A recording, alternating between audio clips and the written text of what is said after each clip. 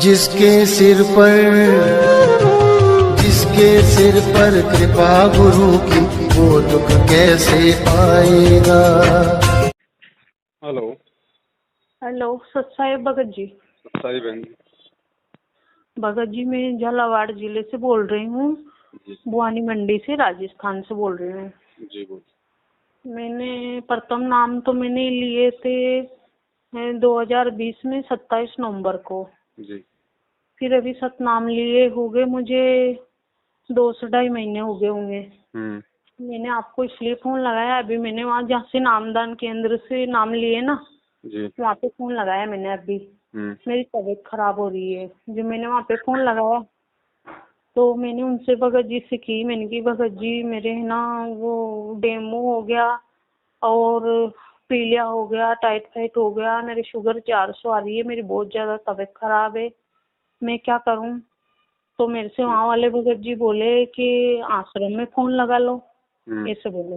तो मैंने कहा भगत जी आप बुरा मत मानना, आश्रम में किससे बात करूं, मैंने प्रार्थना भी कभी आश्रम में लगाई भी नहीं और मैं किससे बात करूं। तो बोले कि आप अभी वहाँ से नंबर लगा लो, कल 12 बजे प्रार्थना लगा लेना, ऐसे कह के फोन काट दिया।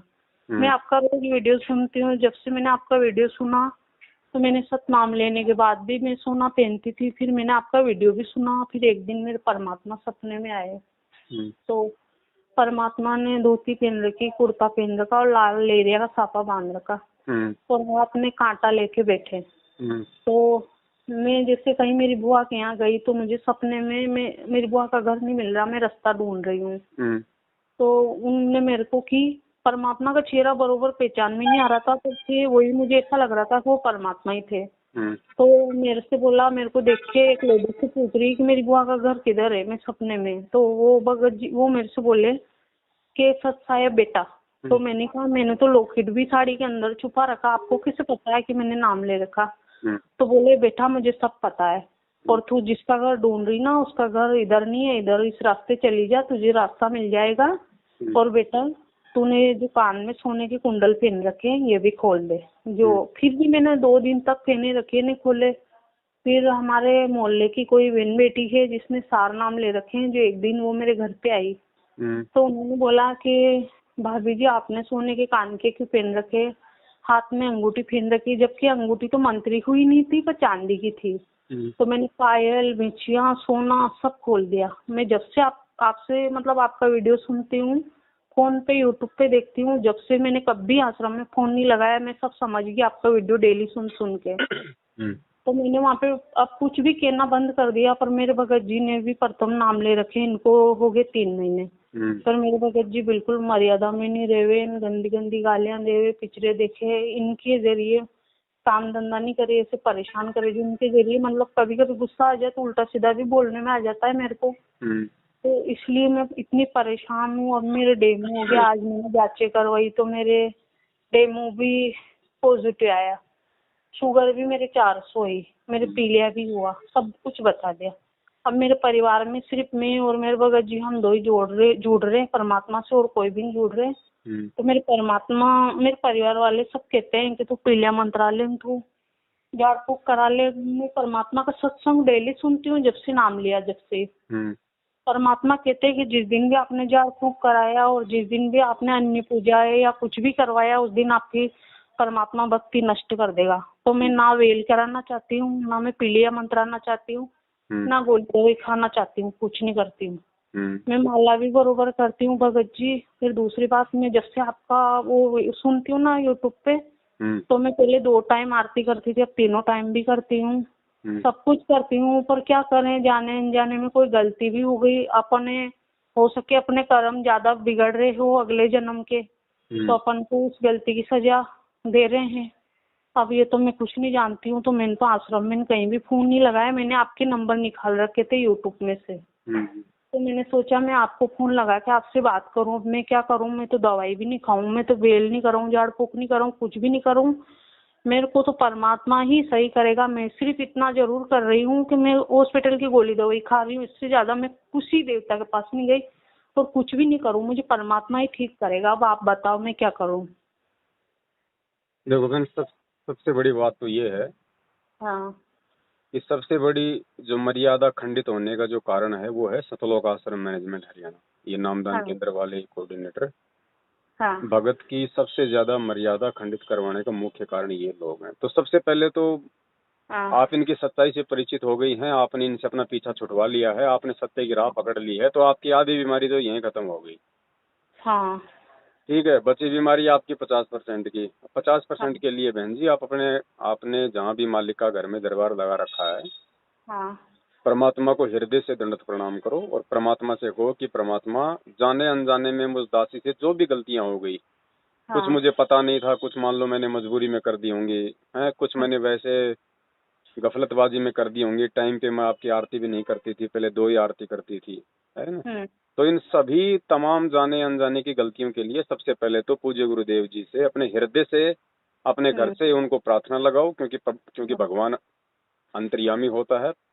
अगर हाँ हृदय से प्रार्थना लगाओगे तो परमात्मा हमारी प्रार्थना को हाँ सुनता है। ठीक है, उसके हाँ बाद में रही बात आपकी पीलिया वगैरह की या जो भी आपको प्रॉब्लम है शुगर वगैरह की, हाँ जब एक बार ये विधि आप जी परमात्मा के सामने कर लोगे ना, हृदय से माफी मांग लोगे ना बहन, हाँ और अगर थोड़ा बहुत भी यदि आपको विश्वास है गुरु जी पे कि भगवान धरती पे है, मेरे मैं उनके बहुत शरण में भरोसा हूँ, है भगत जी, मैं बहुत भरोसा करती हूँ मेरे परमात्मा तो पे। दास तो उसके बाद आपको गोली दवाई भी खाने की सलाह नहीं देगा। लेकिन फिर भी ये आपके ज्ञान और विश्वास के ऊपर है, आप चाहो तो गोली दवाई का यूज आप जी कर सकती हो, लेकिन रोग परमात्मा ही काटेगा। सही बात है। बस सीधा सा उपाय इसका यही है बहन जी, ये डॉक्टरों का डॉक्टर है, ये तबीबों का तबीब है। हाँ जिसको इसके ऊपर विश्वास है, देखो भगवान हाँ परीक्षा तो लेता है बहन। अब बुखार होता है तो बुखार में देखो, जो बुखार के जो लक्षण होते हैं या थोड़ी बहुत जो तकलीफ होती है वो तो सबको होती है बहन। हाँ हाँ बाकी परमात्मा अपने भगत का बाल बाका नहीं होने देगा अगर विश्वास है तो। भगत जी, मुझे 7 दिन से डेली दिन में 2-2 घंटे बाद बुखार आ रहा, और ऐसा आ रहा कि मैं 5-5 रजाई ओढ़ लूं ना, उसके बावजूद भी मेरी ठंड बंद नहीं होती है। फिर भी मेरे से प्रथम नाम का जाप एक एक माला रुक रुक के करती हूँ। पहले मैं एक एक बेटक में 200 बार कर लेती, मैं 6 माला कर लेती, ऐसे करती थी। पर अभी 2 दिन से मेरे से एक एक माला रुक रुक के कर रही हूँ। सतनाम का जाप तो कितना भी तेज बुखार रहता है उसके बाद भी सतनाम का सिमरन करती हूँ मैं। कोई बात नहीं, परमात्मा कहते हैं भक्ति चाहे थोड़ी हो जाए कोई बड़ी बात नहीं है, लेकिन मर्यादा सबसे बड़ी चीज है। तो मर्यादा आज से पहले जो भी आपसे गलती हुई उन सबको आप जी जो है वो रिफ्रेश करो, परमात्मा को दंडोत करके और मालिक से हृदय से समय याचना कर लो। परमात्मा पीछे की गलतियों को भूल जाता है और आगे से अपने मन में दृढ़ विश्वास और दृढ़ संकल्प कर लो कि परमात्मा धरती पे है, मेरा बाल कैसे बांका हो जाएगा, मालिक की शरण में हो गई, है कि नहीं।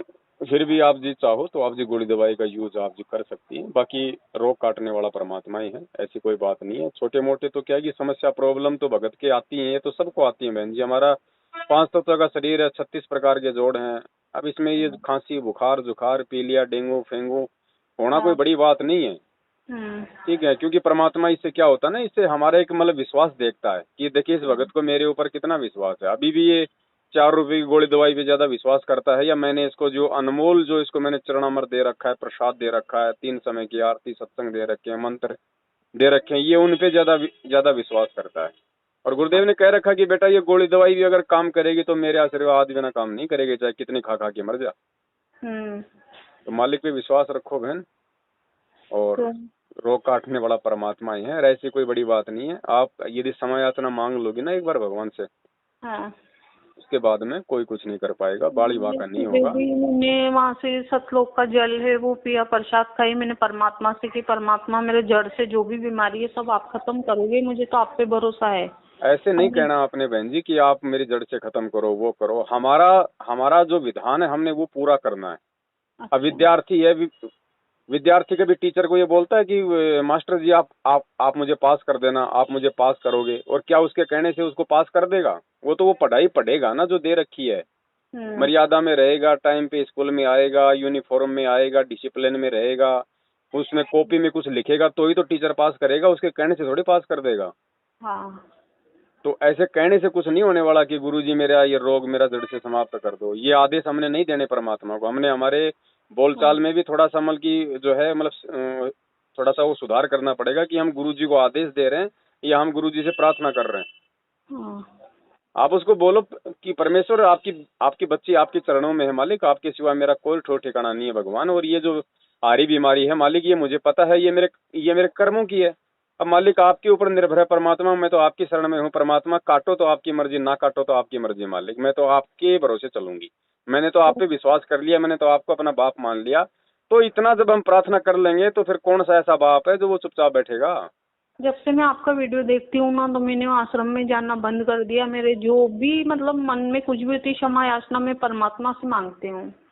और भगवान देखो बहन जी, आपने नाम ले रखा है उस परम शक्ति का, हाँ और रोज संध्या आरती पढ़ती हो अंतर्यामी एक आप आत्म के आधार। अब जब हम अपने गुरुदेव को अंतर्यामी कह रहे हैं तो फिर अंतर्यामी से प्रार्थना थोड़ी लगाई जाती है। अंतर्यामी से मतलब कोई संदेशा थोड़ी भिजवाया जाता है। अपनी आत्मा से प्रार्थना लगाओ, अपने हृदय से प्रार्थना लगाओ, अपने घर से प्रार्थना लगाओ, बीच में एजेंटों की जरूरत नहीं है। एजेंट बनाओगे तो ये सबसे पहले तो आपके ज्ञान की जो है वो कमी को दर्शाएगा। फिर दूसरा बात, किसी दूसरे को बीच में डालोगे तो भगवान नाराज होगा। सही है। तो प्रार्थना करनी अपने हृदय से करो ना। इतने उदाहरण दे दिए भगवान ने। मीराबाई ने जहर पिया था, परमात्मा ने अमृत कर दिया था, उसने किससे प्रार्थना लगवाई थी कि भगवान मैं जहर पीने वाली हूँ, कल शाम को 4 बजे लगाई थी उसने एक प्रार्थना। चीरहरण में भी वहाँ परमात्मा ने ही साड़ी बढ़ाई थी। मैं तो फिर बताओ द्रौपदी ने कौन सी प्रार्थना लगाई थी किसी कोऑर्डिनेटर से? सही है, किसी से नहीं लगाई थी, पर मैंने फिर भी आज अंदाज देखने के लिए मैंने प्रार्थना तो लगाई। पर मैंने पूछा उनसे, जो उन्होंने मेरे से बोला कि आप वहाँ पे प्रार्थना लगा लो, तो मैं आपका वीडियो देखती हूँ तो कहीं नहीं लगानी प्रार्थना, भगवान से लगाओ।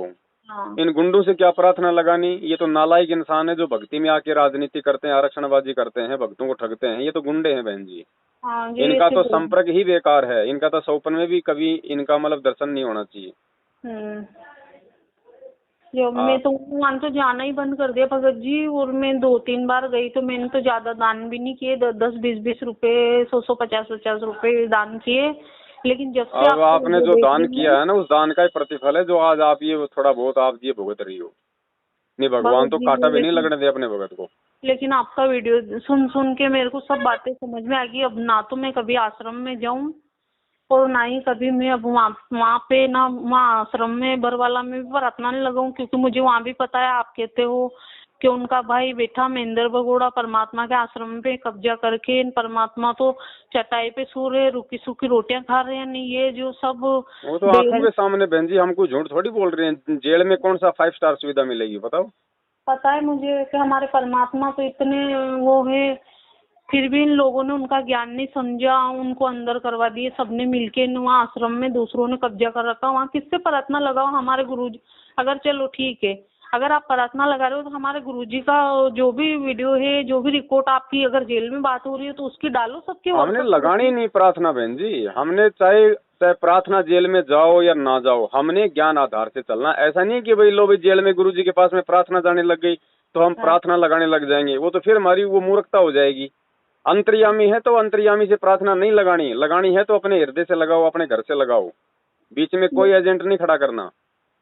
चाहे लाख प्रार्थना जाओ चाहे जेल में, उससे हमें कोई लेना देना नहीं है। भगत जी साल भर होने में आया, मैं तो ये भी नहीं समझती हूँ कि आश्रम में कैसे प्रार्थना लगाते हैं। मैं आपका वीडियो देख देख के समझ भी गई हूँ। और दूसरी बात है, मैं परमात्मा का वो सुनती हूँ। और फिर आपने ये जो फेसबुक पे भी सतनाम के बारे में डाल रखा है कि एक भगत ने फोन लगाया कि मेरे किसी ने तिलक निकाल दिया तो उसके नाम खंडित हो गए, ऐसे आश्रम से फोन आया। ये वीडियो भी मैंने कल सुना आपका। तो परमात्मा ने तो किसी सत्संग में ये नहीं कहा। परमात्मा तो ये कहते हैं कि चाहे नाम भी जाने जाने में खंडित भी हो जाए, गलती भी हो जाए अपन से, तो आप भक्ति नहीं छोड़ना चाहिए। परमात्मा यही कहते हैं। बिल्कुल। एक बार अभी लॉकडाउन में उन्होंने मुझे, यहाँ शामगढ़ वाले आश्रम वाले ने मुझे लॉकडाउन में ऑनलाइन नाम भी दिए थे। जो मुझे ये पूछा था कि सतनाम के 2 अक्षर क्या है, तो मतलब मैं बता नहीं पाई थी। तो उसके लिए उन्होंने मेरे से बोला कि 1 महीने की मोहलत देता हूँ मैं। फिर वो ऑनलाइन नाम मेरे को मना कर दिया कि जाप मत करना, तो मैंने नहीं करा। उसके 2-3 महीना फिर लॉकडाउन लग गया। फिर लॉकडाउन खुलने के बाद फिर शामगढ़ गई, फिर सतनाम लिए। पर अब जब से आपका वीडियो सुन रही हूँ भगत जी, मैं ना सोना पहनती हूँ, ना बिछिया पहनती हूँ, ना पायल। सिर्फ मैंने हाथ में 2 चूड़ी डाल रखी है और मैंने कपड़े पहन रखे हैं। मेरे परमात्मा का ज्ञान समझ में आ गया है। परमात्मा बोलते हैं कि 36 वो क्या बोलते हैं परमात्मा, इतने कड़े भी बनवा लोगे, रावण ही है सोने की लंका यहाँ छोड़ के चल गए, कोई चिराग जलाने वाला भी नहीं बचा, तो आप क्या साथ लेके जाओगे? बड़े बड़े महल सोने के परमात्मा ने सतलोक में बना रखे, यहाँ काल के लोग में क्या है, यहाँ पे सिर्फ दुख ही दुख है। देखो बहन, ऐसा है, ये सोना चांदी पहनना न पहनना ये तो भगत के ज्ञान के ऊपर निर्भर करता है। बाकी अगर कोई सोना चांदी पहन रहा है तो इसका मतलब ये नहीं कि भगवान उसके रोग ठीक नहीं करेगा या गुरुजी उससे नाराज हो रहे हैं। वो तो जब उसको ज्ञान हो जाएगा भगत को, तो उसके लिए ये सारी चीजें मिट्टी नजर आने लगेंगी, वो वैसे नहीं पहनेगा। और जबरदस्ती तुम किसी से छुड़वाओगे तो वो छोड़ना कोई छोड़ना नहीं होता। आप किसी को डरा के सोना पहनना छुड़वाओगे तो वो उससे परमात्मा प्रसन्न नहीं होगा अगर आप छोड़ भी दोगे तो। जब तक आप खुद परमेश्वर के ज्ञान पे मतलब चिंतन मनन ना करके, और जब तक आप अपने शरीर को मिट्टी ना समझ कर, इन सोने चांदी को मिट्टी समझ के जब तक नहीं आप जी इन चीजों को छोड़ोगे ना, तब तक वो छोड़ना नहीं होता है। सही बात है। ऐसा थोड़ी है कि लो भाई गुरुजी ने बोल दिया तो आज ये भाई उतार के फेंक देंगे। लोग नहीं फेंकते। आश्रम में लोग नाम लेने आते थे, लोग सोने की अंगूठी भी पहनते थे, सोने की जो है लोग चैन भी पहने रहते थे, माता बहनें भी पहने रहती थी। परमात्मा तो किसी को मना नहीं करते थे। जिसने सारनाम ले लिया, सारनाम के बाद में ये चीजें कंपलसरी हैं, क्योंकि सारनाम वाला कोई बच्चा नहीं होता, उसको पूरा ज्ञान हो जाता है। और उसके बाद भी यदि सारनाम प्राप्त भगत भी अगर सोना चांदी पहनता है तो फिर वो मतलब भक्ति के लायक नहीं है। फिर नहीं भगत जी, जब से आपका वीडियो सुना है मैं पहनती नहीं हूँ, घर में जरूर पड़ा है, पर वो भी बेच दूंगी। मैं पहले भी बेच दिया था और अभी भी बेच देखो ऐसा है बहन जी, उसको बेचने की जरूरत नहीं है। घर में अगर उसके बेचने से अगर कोई विरोध हो जाए ना, तो उसको बेचना नहीं है। देखो आपने अपने मन से सोने को दूर कर दिया ना, हाँ, तो आपके लिए चाहे वो घर में पड़ा रहे आपको कोई नुकसान नहीं देगा। अच्छा, ऐसा नहीं है कि भाई आप अगर उसको अपने घर से बाहर नहीं निकालोगे तो भी आपको जो है कोई दिक्कत, ऐसा नहीं है। अगर आपके सोना बेचने से अगर आपकी सास नाराज हो रही है, आपका पति नाराज हो रहा है, आपके घर में कोई झगड़ा बढ़ने की आशंका है, तो उसको मत बेचो। आपने अपना मन सोने से हटा देना है कि मेरे लिए तो मिट्टी चाहे घर में पड़ा रहे, चाहे सुनार के पास चला जाए, बस। सही।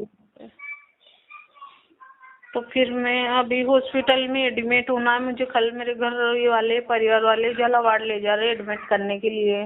देखो ऐसा है, आप अभी कहाँ हो आप?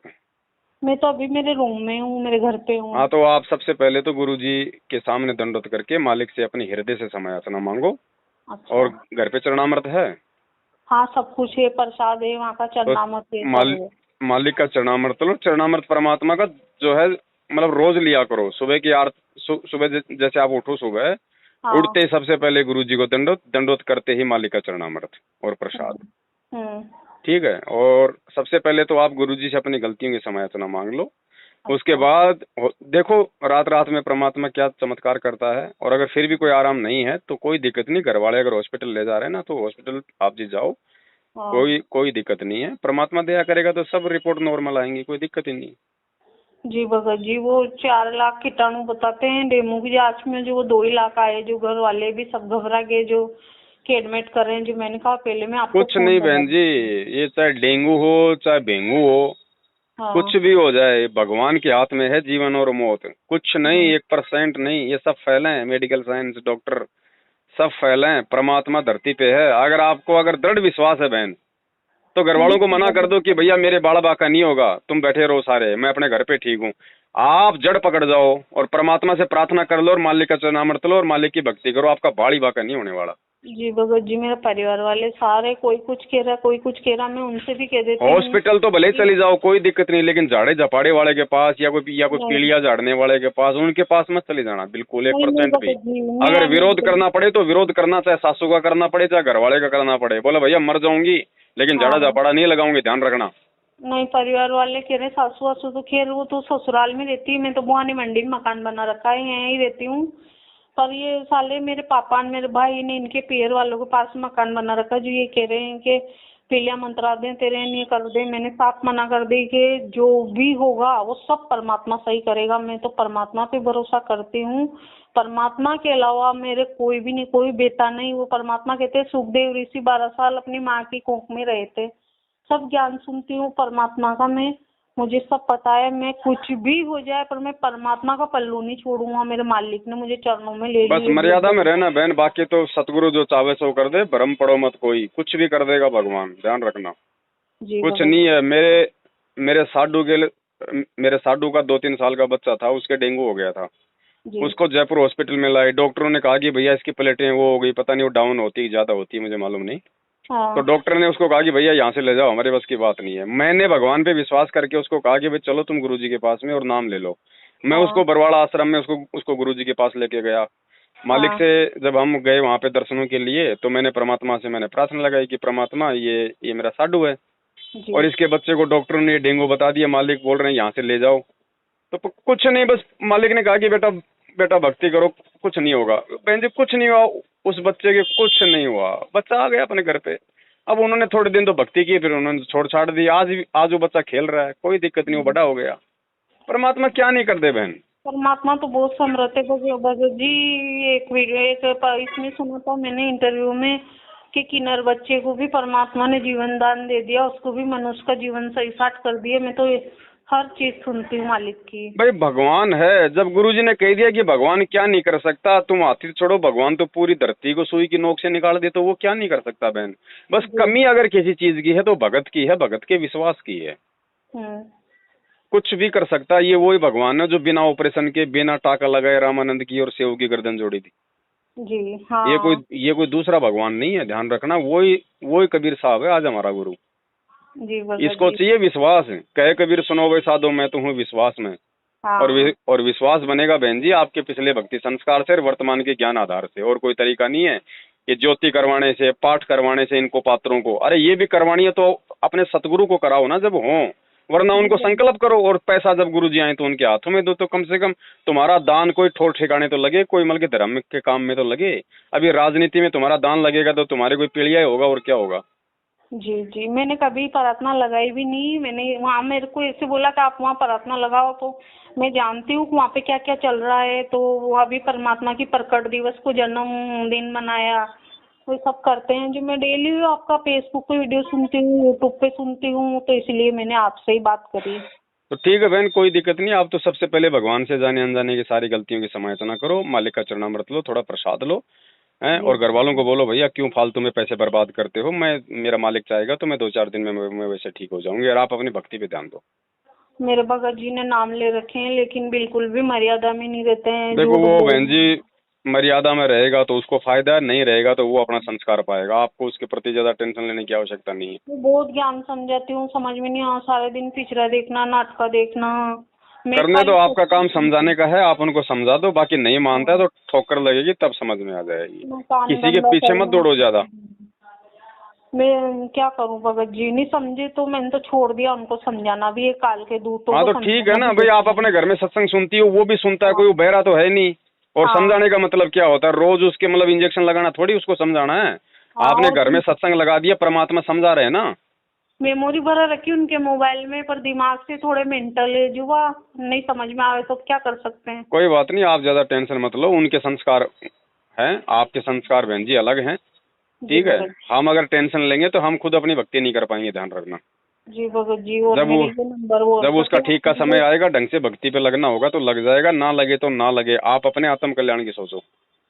जी भगत जी। और मैं आपसे ये बोल रही हूँ कि मेरे ये व्हाट्सएप नंबर है, आप मुझे जोड़ देना इस नंबर से। ठीक है, एक साथ संगति का जो ग्रुप है उसमें ऐड कर दूंगा मैं ना। जी भगत जी। सत्साई बहन, जय हो बंदी छोड़ के। जय हो बंदी छोड़ के।